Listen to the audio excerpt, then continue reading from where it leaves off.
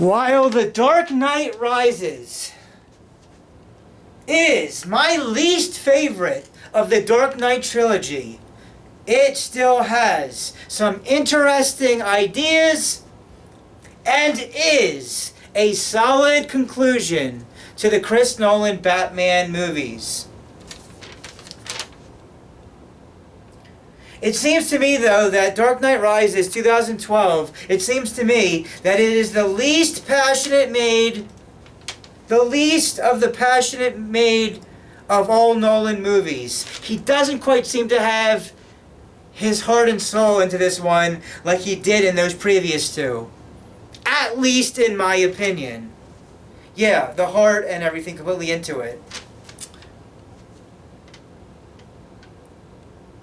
Talia al Ghul has one of the worst made screen deaths in any movie ever.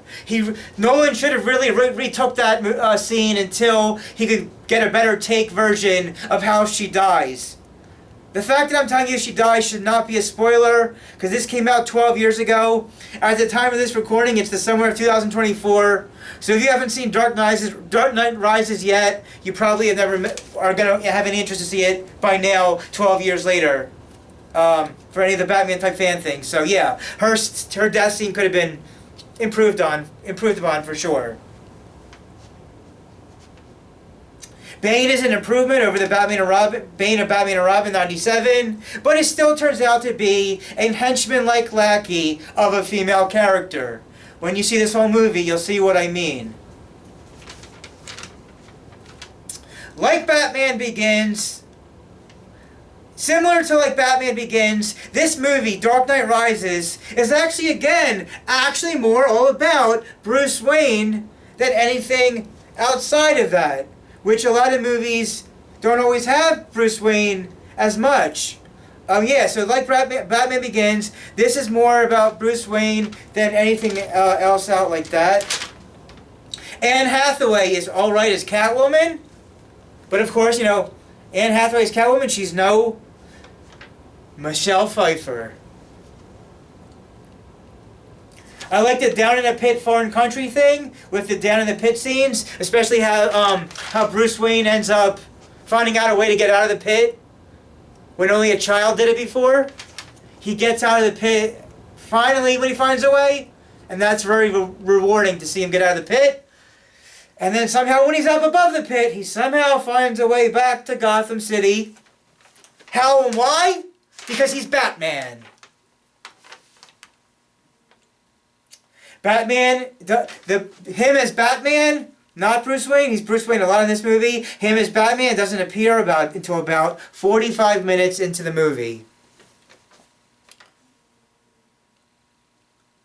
This movie Rises respectfully doesn't mention or show the Joker at all, though he is mentioned in the novel version as far as Blackgate Prison, I believe. But he was originally meant to be in this movie. But we do get another cameo of Scarecrow Crane again. This movie, I don't think I have too much else to say about this one. Dark Knight Rises, again, my least favorite of the Dark Knight trilogy, but gives you a conclusion because you never really see Batman end consistently in any other kind of type of Batman project before this, or at least it has the only Batman kind of part of the movies where it has a beginning, a middle, and an end. And like I said before, fear, chaos, and pain.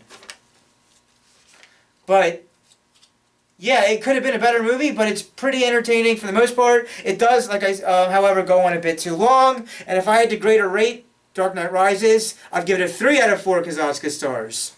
And that's really all I got to say about Dark Knight Rises. Let me know if I missed anything or what you think about Rises. And, yeah. I'll see you at the movies. Support your local movie theater throughout the decade of the 2030s with a community like of strangers on a big theatrical experience for new movies coming out, because streaming movies online at home is just not the same thing at all.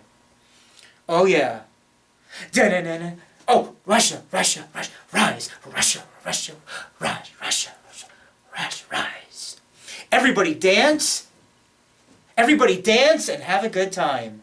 This is Millennial Man Motions Entertainment, LLC. C. Signing out.